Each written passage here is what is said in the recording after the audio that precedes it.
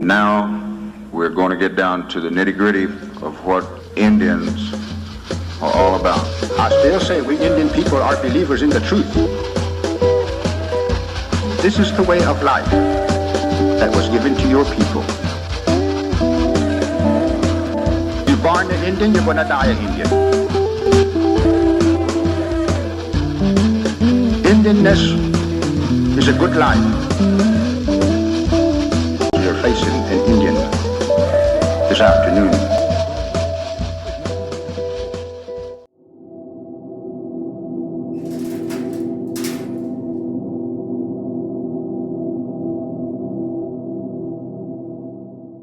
National Endowment for the Arts, and with funding from the Oklahoma Foundation for the Humanities, the National Endowment for the Humanities, and the University of Tulsa. The powwow is where most people hear Native American music today. But these songs are only a part of a greater variety of Indian music, especially in Oklahoma, home to more than 200,000 Native Americans from over 35 tribes. There is much more music to hear. Music has always been an essential part of Native American life, from courtship songs and ceremonial chants to lullabies and hymns, drawing from a wide range of styles, tradition, and languages. This program is a selection of concert and on-location highlights, a sampler of this rich musical heritage.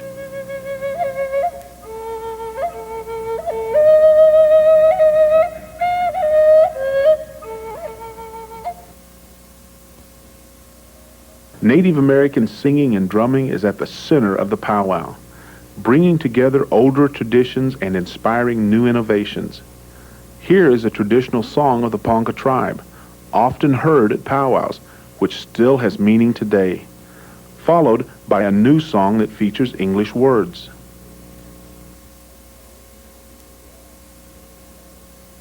Our songs are so vast and varied and so many, and it's really hard to take the whole repertoire of music that we have and extract one song and hope that people will get an understanding of it, because our songs go in sets, in groups, and you're talking about a lot of music, so it's really almost improper to do that, for us to take one song out of so many songs that we have that are original songs that have been brought with our people from Nebraska to hear and maintain, and with additional songs that were composed during our residence here in the early 1800s to now, and where they fit into the same like group of songs. So it's really difficult to extract one song and to try to build our whole culture and society on that.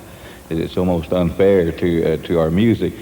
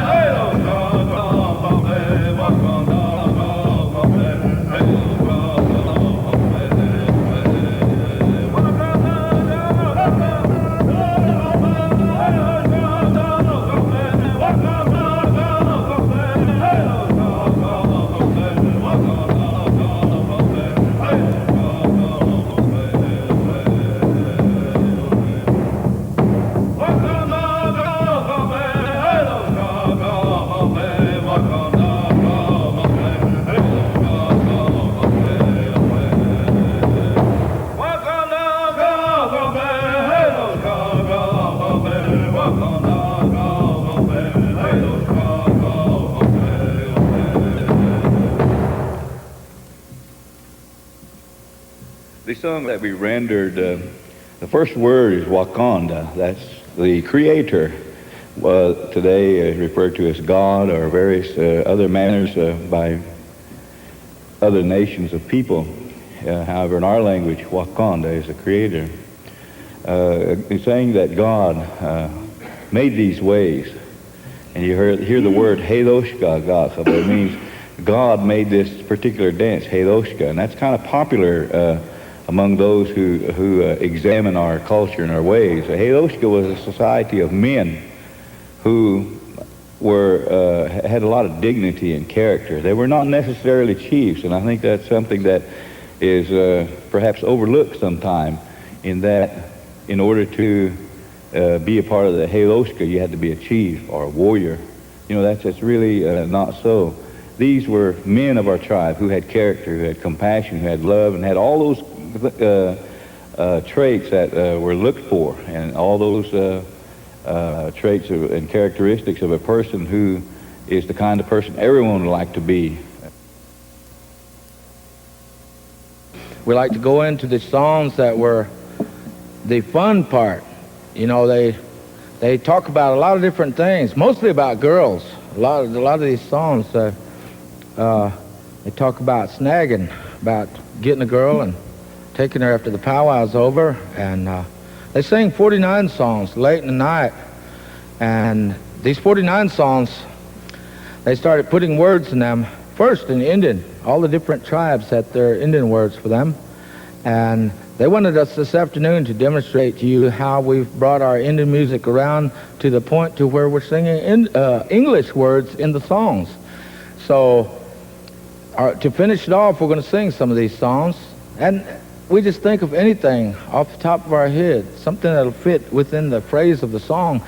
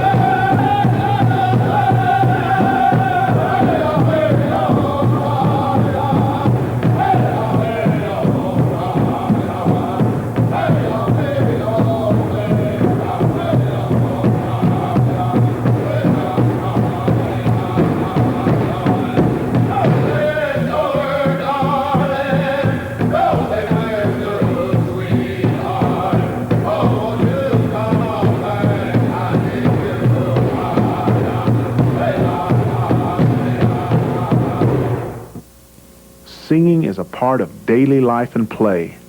Songs about the passions of romance, songs to soothe children, and even songs for a guessing game competition.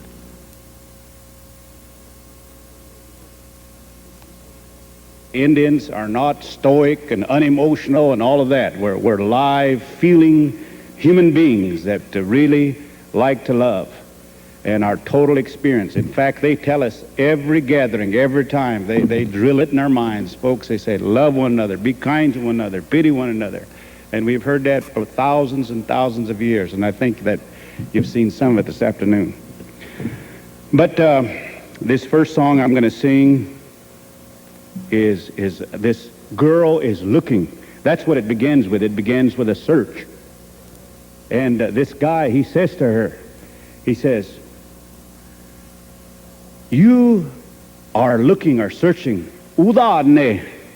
And that's where love begins. Love begins looking, you know. Udane. Duda udane. In other words, you come over this way looking. And then he says, you know how Indian eagles are, the males, you know, these guys know. Maybe you're looking for me, you know, and that's what he says, you know. And now we know, maybe you're looking for me. Yeah, she's looking, maybe she's rebounding from a divorce or a bad experience or whatever, you know, and she's looking around. So this guy, he's an opportunist, you know. Maybe you're looking for me, you know. Yeah. Put extra perfume on that night, you know. He's trying to attract her, you know. And That's what he says to this girl. And the song begins by calling her the daughter.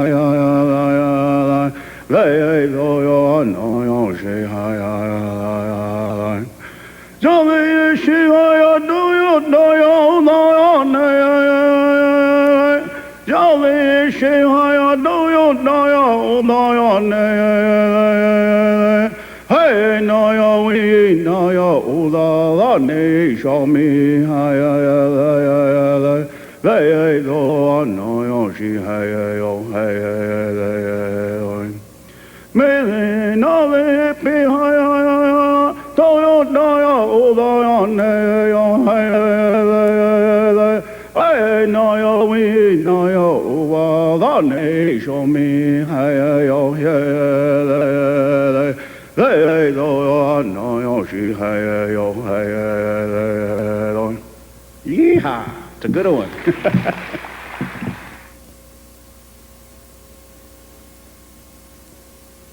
And, you know, the Lord blessed me with 9 beautiful children.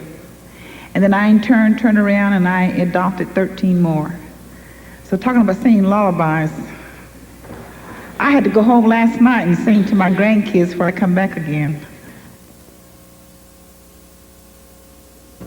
This next song is the one that I was talking about that was translated from the Bible. I want to sing it because it was sung to me when I was a little guy. And now I sing it to my children. It comes from the book of Psalm 71, verses 1, 2, 17, and 18.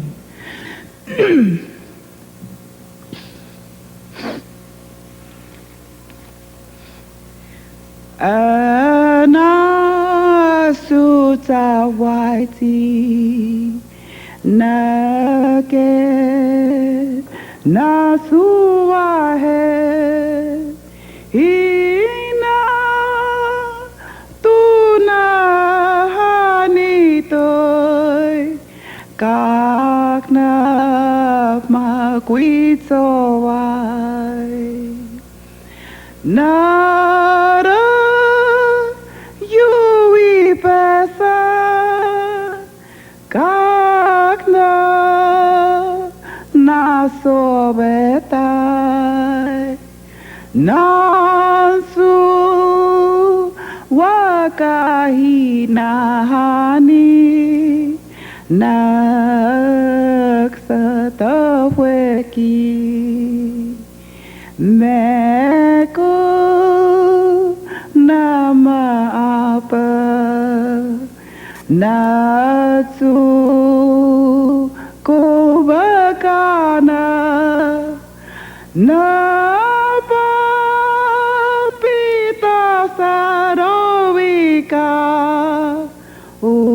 usuni namai kehin namani wayu nana oyok nami tasnama naharui tawe kamiarui. To me, that was my lullaby. The hand game is just a hiding and guessing game where you have 2 separate teams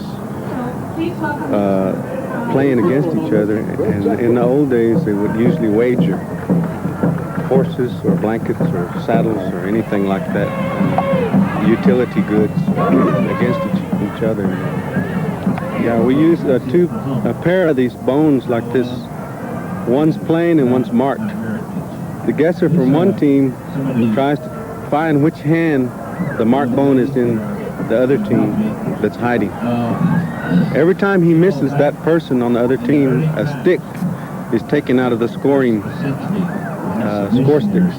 The first team to go through all the sticks is the winner. It's just a game of luck, you know. But some people like to think they know how to play better than others, and some are luckier than others. They are. All right, this gentleman here is the medicine man. He's making good medicine as we give these two players to like and mark bones.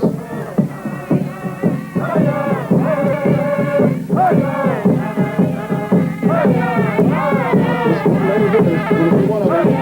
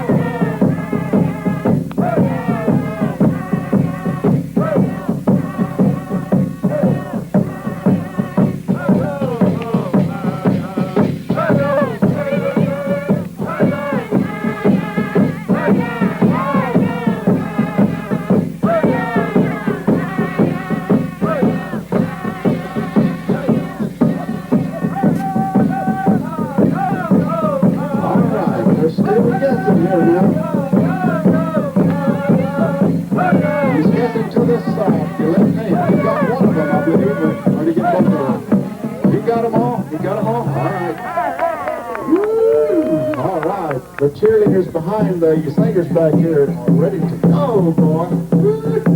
They know how to hide. All right, Jerome's got the people to do the... Ceremonial singing and dancing is one way that tribal language and tradition are kept alive. First, we'll hear a Caddo bell dance song, and then see this social dance performed. Next is a traditional dance around the sacred fire that is part of the ancient green corn ceremony practiced by the Creek Indian people each summer. Yo hasile, yo hasile, yo hasile, yo hasile, yo hasile, yo hi ha yo hi ha yo hi ha yo Yanane, yanane, hey ya, oh yane, yane, wa hey yo, hey ya, oh yane, yane, wa hey yo, hey ya, oh yana, hey ne ya, hey ne ya, hey ne ya, hey ya, yane, wa hey yo, hey ya. Oh yane yane wa hey yo hey ya oh yana hey hey ne ya hey ne ya hey ne ya hey hey ya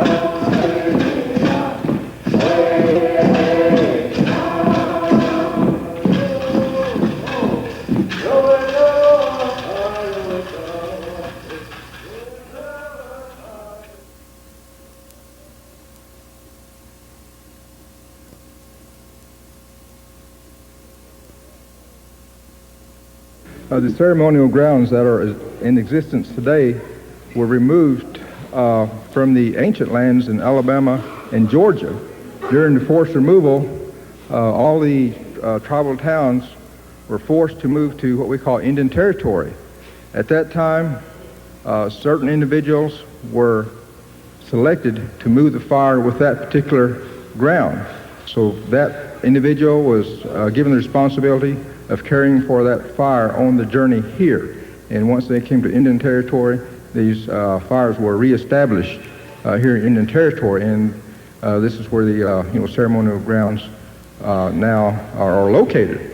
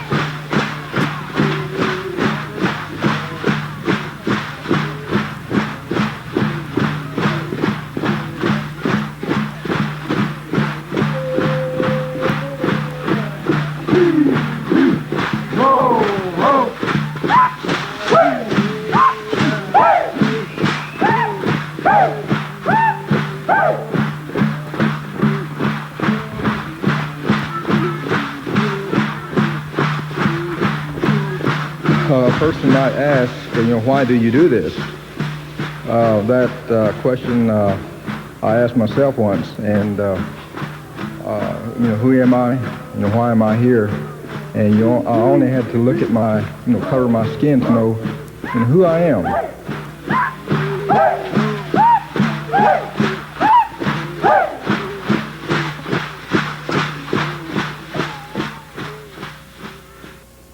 The flute of the Plains Indian is a soulful and lyrical instrument. It can express a kinship with nature and a range of emotion from love to sorrow. Here are performances by two master musicians.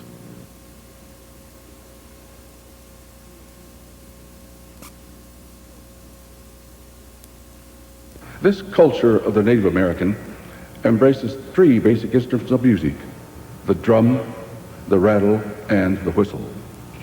One of our whistles is the flute, the instrument through which the red man expresses his emotion of love for the Great Spirit, for nature or life, and for a lady. The Native American love flute is a very simple instrument which is hand carved from a piece of natural wood. And in all its natural simplicity, it also is a thing of great beauty and goodness, for its inimitable rhapsodies run the gamut of this Native American way of life. When the red man learns to play his flute, he imitates the sounds of nature, the winds, the birds, the animals.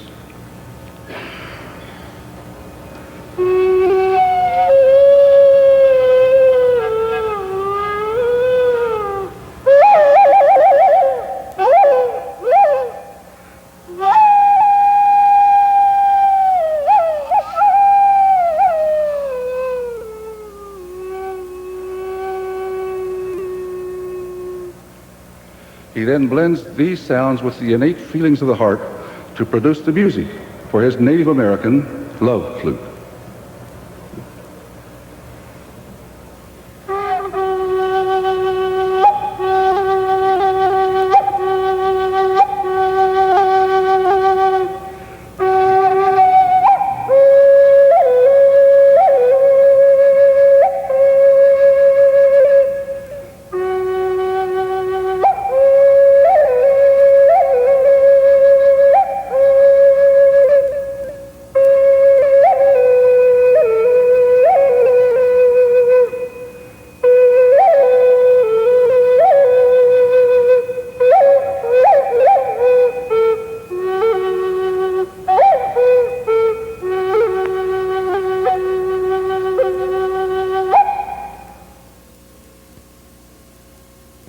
Now here's another flute that has an entirely different sound. And a flute is very temperamental. When the little ornament isn't just sitting right, well, sometimes they'll throw the whole pitch off. They'll throw the whole flute out of tune. And this in here is also on a different scale, different note holes here. And sometimes you have to get acquainted with the flute. A flute, as I said, is a individual's instrument. He made it to suit himself. He made it to sing, play the type of music that he himself had either learned or sung. So if you pick up someone else's flute, then perhaps he may have a different sound or note holes from the flute that you're used to playing. So let's see how this one sounds.